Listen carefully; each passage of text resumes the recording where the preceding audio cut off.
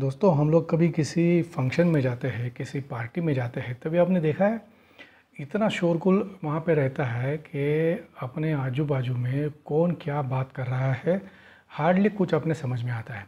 And there is a buzz around, ऐसा buzz के जैसा कंटिन्यूअस हमिंग साउंड अपने कानों में आते रहता है। ठीक है, लेकिन जैसे ही लोग वहाँ से कम होने लगते हैं तभी सामने वाला क्या बात कर रहा है, बाजू वाला क्या बात कर रहा है, हम अपने दोस्तों से क्या बात कर रहे हैं, ये हमको समझ में धीरे धीरे आना शुरू होता है। दोस्तों ये आपने भी एक्सपीरियंस किया रहेगा। तो आजकल का जो अपना इकोनॉमिक एनवायरनमेंट है, आजकल जो आजू बाजू में अपने चल रहा है दोस्तों, वो सिचुएशन भी मेरे हिसाब से ऐसा ही है। बैंक का इंटरेस्ट बढ़ रहा है, कुछ लोग बोल रहे हैं बैंक में पैसा रखो, एफडी में पैसा रखो। कुछ लोग बोल रहे हैं कि मार्केट इतना नीचे चला गया अभी, और इसके नीचे और क्या जाएगा, शेयर मार्केट में पैसा डालो, उसमें सबसे ज़्यादा आपको रिटर्न मिलेंगे। कुछ लोग बोल रहे हैं म्यूचुअल फंड में पैसा डालो, म्यूचुअल फंड सेफ है, आपको रिटर्न भी मिलेगा। तो करें तो क्या करें? तो दोस्तों wait for people to move out of the hall.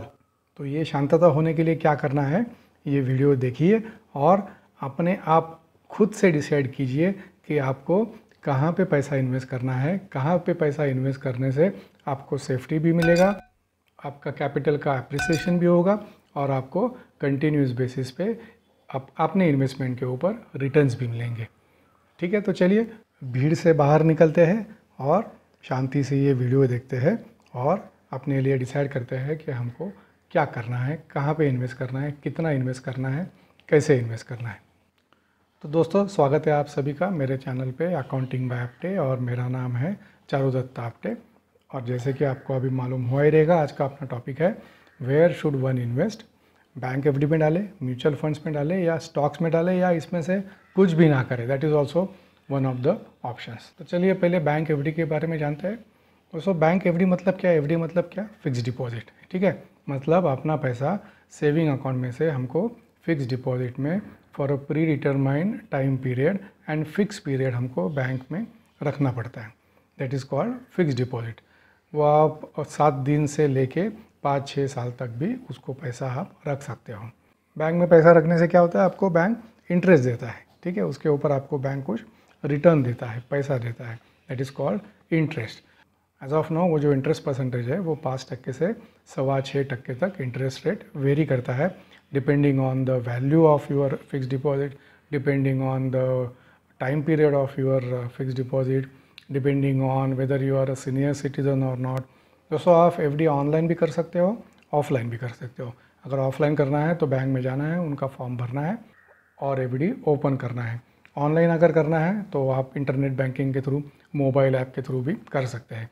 लेकिन दोस्तों ऑनलाइन करने में एक चीज़ का आपको ध्यान रखना है कि अगर आपका अकाउंट जॉइंट नेम पे है, अगर आप ऑनलाइन एफडी ओपन करते हो तो वो ऑनलाइन ओपन करने में there is one option at the end of the form कि ये सिंगल नेम पे रखना है या जॉइंट नेम पे रखना है। अगर आप सिंगल नेम पे रखोगे online breaking of the FD is possible, आप ऑनलाइन एफडी ब्रेक कर सकते हो प्री मैच्योरली। लेकिन अगर जॉइंट नेम पे है तो आप उसको ऑनलाइन ब्रेक नहीं कर सकते हो, आपको ब्रांच में जाके ही उसको, अगर आपको तोड़ना है तो उसको तोड़ना पड़ेगा। इंटरेस्ट पे आउट दोस्तों मंथली हो सकता है, क्वार्टरली हो सकता है, ईयरली भी हो सकता है, या ऑन मैच्योरिटी भी हो सकता है। फिक्स डिपॉजिट के दोस्तों फीचर्स देखते हैं। हाईएस्ट सेफ्टी है फिक्स डिपॉजिट में। अगर आपका पैसा गवर्नमेंट बैंक में है या और किसी प्राइवेट बैंक में है, बड़े प्राइवेट बैंक में एचडीएफसी हो, आईसीआईसीआई हो, तो one can say that your investment is 100% safe. But उसका जो रिटर्न्स है दोस्तों वो थोड़ा कम रहता है। अभी आजकल इन्फ्लेशन, कल ही रिजर्व बैंक का पॉलिसी आया, उसमें our inflation is close to 6% to 7% inflation है, लेकिन बैंक से जो इंटरेस्ट मिलता है that as we saw earlier 5 से 6.25% तक की इंटरेस्ट मिलता है, which is in the current scenario it's lower than the inflation. तो returns are lower and money is also locked, less liquidity. That means अगर आपने 1 साल तक एफडी खोला है तो आप उसको 1 साल तक आपको उसको बैंक में रखना पड़ेगा in order to get the complete benefit. ऐसा नहीं कि पहले उसको तोड़ नहीं सकते, उसको तोड़ सकते हैं, प्री मैच्योर विड्रॉल कर सकते हैं, लेकिन उसमें आपको पीनल इंटरेस्ट लगेगा। पीनल इंटरेस्ट मतलब क्या? अगर आपका एफडी 5% पे है और आप अगर उसको एक दिन में प्री मैच्योरली विड्रॉ करते हो तो आपको आधा या उससे थोड़ा सा कम ज़्यादा इंटरेस्ट कम करके बाकी का पैसा आपको मिलेगा। उसके ऊपर लोन भी मिलता है दोस्तों। अगर आपका एफडी है तो उसके ऊपर आपको 70 या 80% depending on the bank of policy आपको लोन भी मिलेगा। So this is as far as bank FDs are concerned. Now let us come to mutual fund. Mutual funds are manage by professionals. ठीक है, प्रोफेशनल्स कौन कि जिनको stock market के बारे में, जिनको मनी मार्केट के बारे में अपने से ज़्यादा जानकारी है, ऐसे लोग म्यूचुअल फंड के बिजनेस में हैं। ICICI है, कोटक है, टाटा है, रिलायंस है, बहुत से ऐसे बड़े बड़े म्यूचुअल फंड्स मार्केट में एग्जिस्ट है।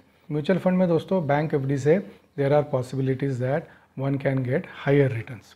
वो हायर रिटर्न्स कितने हैं, कौन से टाइप के म्यूचुअल फंड में कितने रिटर्न्स है, ये आगे हम लोग देखेंगे। म्यूचुअल फंड में diversification is also possible and tax benefit is also possible. दोस्तों ये म्यूचुअल फंड होता क्या है? म्यूचुअल फंड मतलब nothing but a group of people, professionals, they collect the money from individuals like us and they put that money to work, in the sense they reinvest that money. It means whatever money we are investing into mutual fund, that money they collect और वो पैसा वो और कहीं पे invest करते हैं जहाँ पे बैंक एफडी से return is higher. Mutual fund कितने टाइप्स के होते हैं दोस्तों? म्यूचुअल फंड 3 टाइप के होते हैं। म्यूचुअल फंड के टाइप्स मतलब दोस्तों म्यूचुअल फंड्स के कैटेगरीज होते हैं। दैट मीन्स म्यूचुअल फंड जब भी लॉन्च होता है तभी उसमें लिखा हुआ रहता है कि ये म्यूचुअल फंड कौन से टाइप का है, whether it is a debt fund, whether it is equity fund और whether it is a hybrid fund. ये हमको इसकी जानकारी पहले से रहती है। लेकिन दोस्तों based on the type of fund उसका जो अर्निंग पोटेंशियल है, उसका जो अर्निंग का पॉसिबिलिटीज़ है and also safety, that means capital appreciation, वो चेंज होते रहता है। सेफ्टी तो रहता है but safety in terms of capital appreciation. ठीक है, तो ये म्यूचुअल फंड कितने टाइप के हैं? म्यूचुअल फंड प्राइमरीली 3 टाइप के होते हैं। एक है डेट फंड, उसको फिक्स इनकम फंड्स भी बोलते हैं। नॉर्मली अगर किसी ने ये डेट फंड में पैसा डाला है तो वो जो डेट फंड वाले हैं वो नॉर्मली गवर्नमेंट सिक्योरिटीज़ या कॉरपोरेट बॉन्ड्स इसमें पैसा डालते हैं। इसमें दोस्तों returns are reasonable, that means we can say 8 to 9% return per annum इसमें मिल सकते हैं और and these are less risky और we can also say that these are risk free. एक चीज़ दोस्तों क्लियर है, जहाँ पे रिस्क ज़्यादा है वहाँ पे रिटर्न्स भी ज़्यादा मिलते हैं, जहाँ पे रिस्क कम है वहाँ पे रिटर्न्स भी कम रहते हैं। आपने वो टीवी पे सीरीज़ देखा सोनी लिव पे, रिस्क है तो इश्क है, वैसे जहाँ पे रिस्क ज़्यादा है वहाँ पे रिटर्न अच्छे मिलते हैं, लेकिन वहाँ पे रिस्क भी है, कैपिटल अप्रिसिएशन का है and there are some other risk also. So coming back to debt funds में रीजनेबल रिटर्न्स, लेसर रिस्क। दूसरा है दोस्तों इक्विटी फंड्स। इक्विटी फंड्स वाले क्या करते हैं? Normally they invest in stocks, तो यहाँ पे कैपिटल अप्रिसिएशन अच्छा हो सकता है, risk as I said earlier ज़्यादा है, लेकिन this type is good for long term investment. Long term मतलब मोर देन 3 to 4 years। और एक है दोस्तों hybrid funds, that means one can also have investment in funds which would have combination of both date funds and equity funds. मतलब वहाँ पे safety भी रहेगा और वहाँ पे कैपिटल अप्रिसिएशन का भी चांसेस ज़्यादा होगा। तो ऐसा कॉम्बिनेशन भी कर सकते हैं depending on our need. Mutual fund का दोस्तों स्ट्रक्चर क्या होता है? There are 2 types of mutual fund, एक है ओपन एंडेड और दूसरा है क्लोज एंडेड। ओपन एंडेड मतलब क्या दोस्तों? उसके जो दोनों एंड है, 2 एंड मतलब क्या? एक है एंट्री और एक है एग्जिट। मतलब म्यूचुअल फंड खरीदना एक एंड है और म्यूचुअल फंड बेचना दूसरा एंड है। ओपन एंडेड मतलब there both the ends are open. ठीक है, यहाँ पे आप जब चाहो आप पैसा डाल सकते हो, जब चाहे पैसा निकाल सकते हो। पैसा जब भी डालने का रहेगा तभी भी और जब भी बेचने का रहेगा तभी भी it is the transaction is done on net asset value. Net asset value मतलब क्या दोस्तों? कि ये mutual fund, for example XYZ mutual fund, ये XYZ म्यूचुअल फंड है, जहाँ पे इन्वेस्टमेंट किया है उसका मार्केट वैल्यूएशन कितना है, that divided by number of units, उससे उसका नेट एसेट वैल्यू दोस्तों डिसाइड होता है। तो बेस्ड ऑन दैट हम लोग एंट्री और एग्जिट कभी भी कर सकते हैं। ओपन एंडेड में दोस्तों लिक्विडिटी ज़्यादा रहता है बिकॉज हम लोग उसको कभी भी रिडीम कर सकते हैं एंड रीजनेबल रिटर्न्स भी मिलते हैं, लेस रिस्की भी है। दूसरा है दोस्तों type close ended mutual fund. ठीक है, क्लोज एंडेड मतलब जैसे हमने अभी जाना, close ended funds come with a pre defined maturity period. मतलब इसका जो मैच्योरिटी पीरियड है वो फिक्स डिपॉजिट के जैसा प्री डिफाइंड रहता है।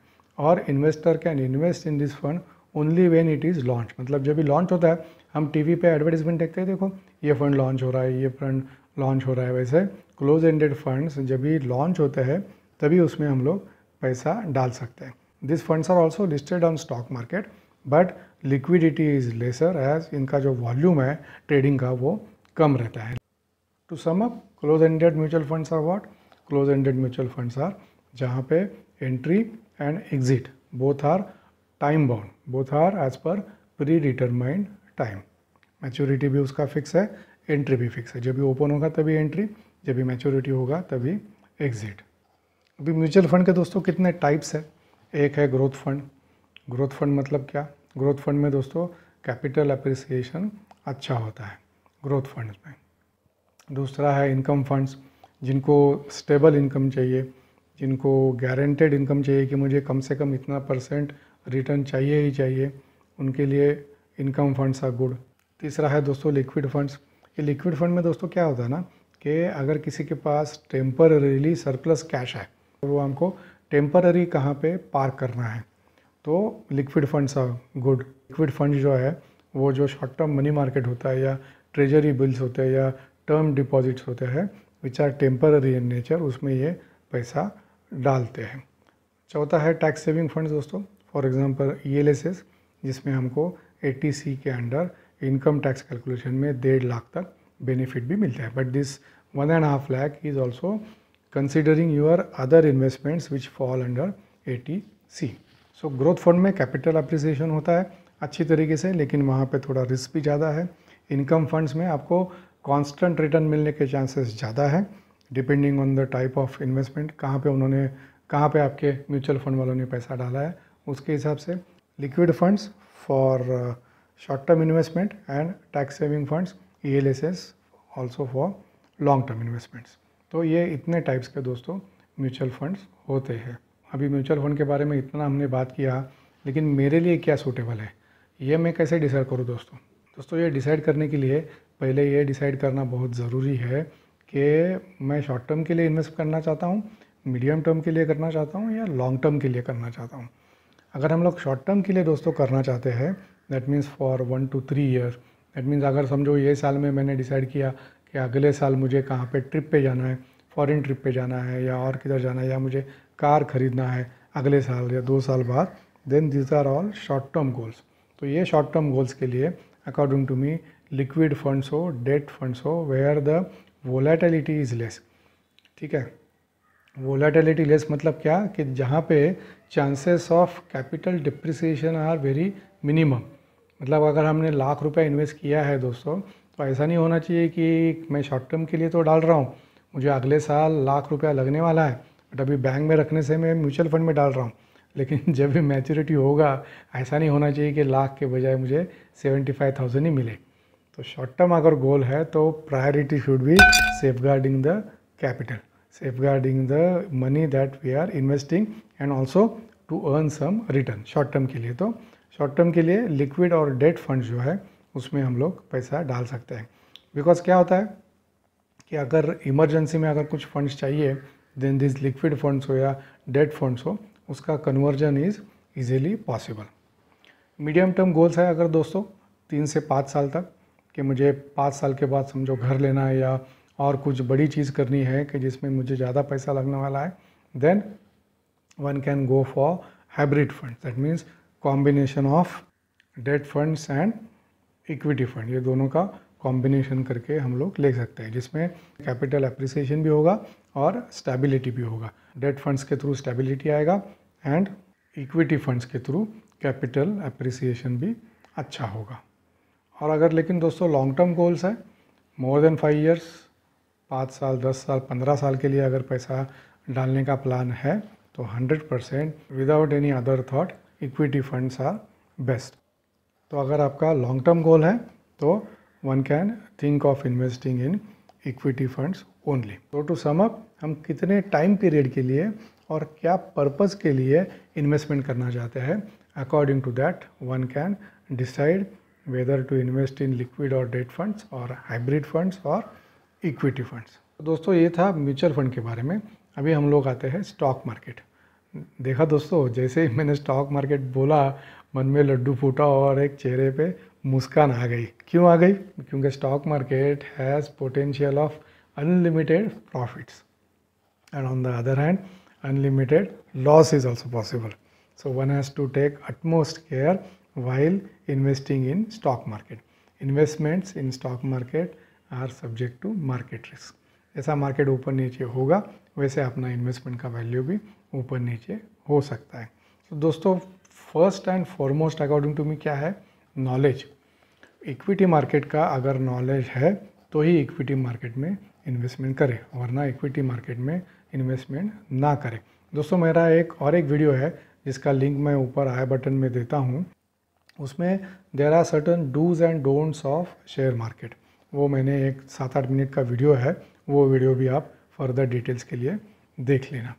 ठीक है दोस्तों, और एक चीज़ है कि आपके पास टाइम कितना अवेलेबल है, क्योंकि अगर हम लोग कहाँ पे इन्वेस्टमेंट करते हो तो वो इन्वेस्टमेंट का ट्रैकिंग क्या हो रहा है, वो इन्वेस्टमेंट का अगर किसी कंपनी में डाला है पैसा, किसी कंपनी के शेयर में ऑफ कोर्स, तो वो कंपनी का प्रोग्रेस क्या है, कंपनी का परफॉर्मेंस क्या हो रहा है, ये सब करने के लिए दोस्तों अपने पास टाइम चाहिए। अगर टाइम है तो ही आप डायरेक्टली स्टॉक मार्केट में इन्वेस्ट करो, वरना म्यूचुअल फंड में, इक्विटी फंड्स तो है ही। अगर आपके पास टाइम नहीं है, आपको अगर टाइम कम मिलता है, better is to go for equity funds.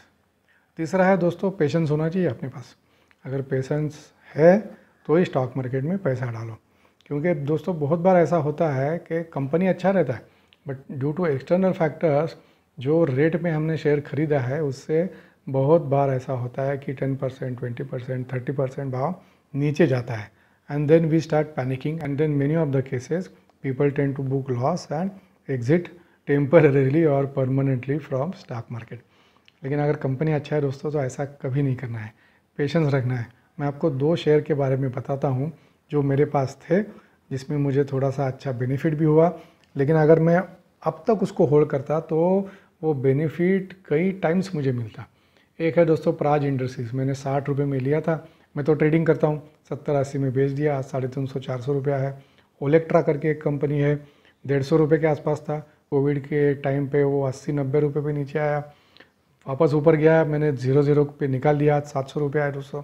दूसरा एक मॉन्टे कार्लो करके एक टेक्सटाइल कंपनी है, वो 150 पौने 200 के आसपास था, वो भी अभी 700 रुपये के आसपास है दोस्तों। तो पेशेंस इज़ द की। इसमें अगर आपके पास पेशेंस है then stock market is the right place for you for investment. Courage भी होना चाहिए दोस्तों। जो शेयर्स में हमको लॉसेस हो रहे हैं वो शेयर्स को होल्ड करने के लिए भी करेज लगता है। ये करेज के बारे में मैं और एक एग्जांपल देता हूँ। सीजी पावर करके एक कंपनी है दोस्तों, वो सीजी पावर में सम 3-4 ईयर्स बैक कुछ ऐसे कुछ इंसिडेंसेस हुए थे जिसके वजह से उसका भाव 10 रुपये के भी नीचे आ गया था। For some time the share price was trading below 10 rupees. अभी वो शेयर का भाव देखेंगे 150-200 रुपये के आसपास है। जिसके पास करेज एंड कन्विक्शन दोनों है कंपनी के बारे में, अगर कंपनी का मैनेजमेंट अच्छा है, कंपनी का ब्रांड नेम अच्छा है, then no matter how deep the losses are, one can hold and the rates would come back again.